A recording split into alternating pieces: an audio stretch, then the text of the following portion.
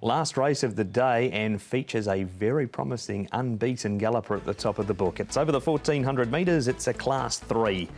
And Fantastic Treasure is that horse. He carries an extra £9 for his last start win. Chad Schofield and Tom's man David Hayes combine.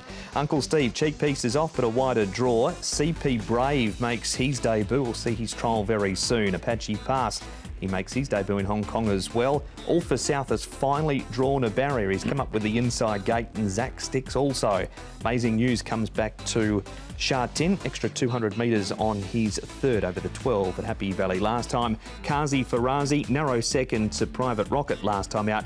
Compassion Spirit a better draw, but all three wins have been at Happy Valley. And Leap of Faith has been freshened and has the blinkers removed from his last start. Tom. And the speed here looks to come from the Compassion Spirit. He's a horse that can go forward from gate number 3 with the blinkers on there. All for South that comes out of gate number 1, so he should just about be a lock for the trail. But he could also be a leader in the contest as well. Uncle Steve to come across from 12. Apache Pass is a newcomer. He got a little bit keen in his most recent trial. Amazing News and the other newcomer in this race, CP Brave, likely to get back with super elegance and also Leap of Faith. Replay time, and Paul, we start with the unbeaten Fantastic Treasure. He looked in trouble last time at the top of the straight, but as good horses do, he found a way to win. He did indeed. He's a really nice horse, Fantastic Treasure. He stays in Class 3, so he'll get his opportunity once again. He just has to carry the weight, but from barrier number 2, he should get a nice run. You can see he was held up, and once he got into the clear time, he just really stretched out nicely. Yeah, it took him a while to wind up as well. He was still a little bit one-paced, I thought, there at the 200, but once he got into full stride, he really let down strongly and overpowered them over the late stages here. So I think from what we've seen so far, he should be winning this final race at Sha Tin. To make it 4 from 4. We move on from him, Tom, to a horse that you were big on last time, Kazi Farazi, and he almost got the job done for you. Yeah, he did. Got a fair way back on the rail on this occasion too, and had to try and chase down Private Rocket.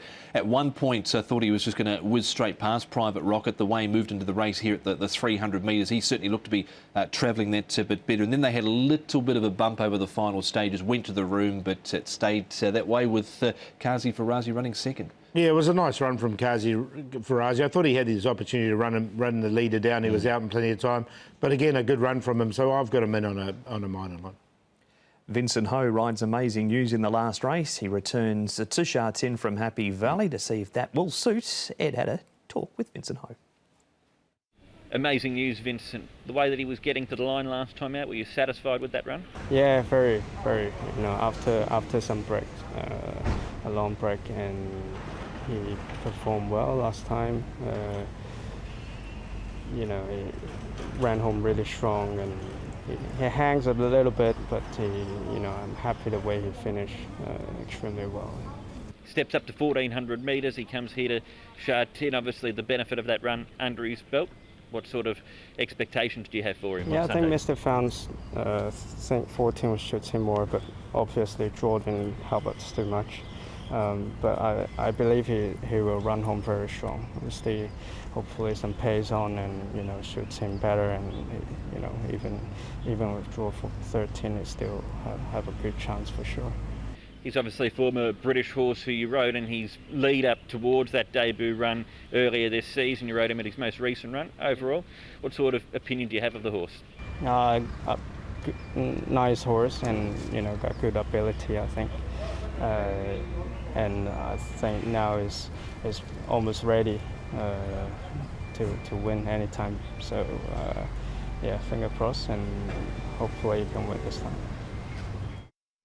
How do you assess his chances in this race, Paul? As Vincent said, he is from 13. Yeah, that's the key, isn't it? I think he'll hit the line strongly enough, like he did in that race at Happy Valley. I didn't quite get him in, just the draw put me off a little bit. So, but look, it was a good run from him last time, no doubt. Yeah, I've thrown him in. If there's sufficient pace in the race, I think he'll be getting home at the end like he was last time out. I've been a fan of the horse in the past. He's only had limited starts, but he's gradually getting there.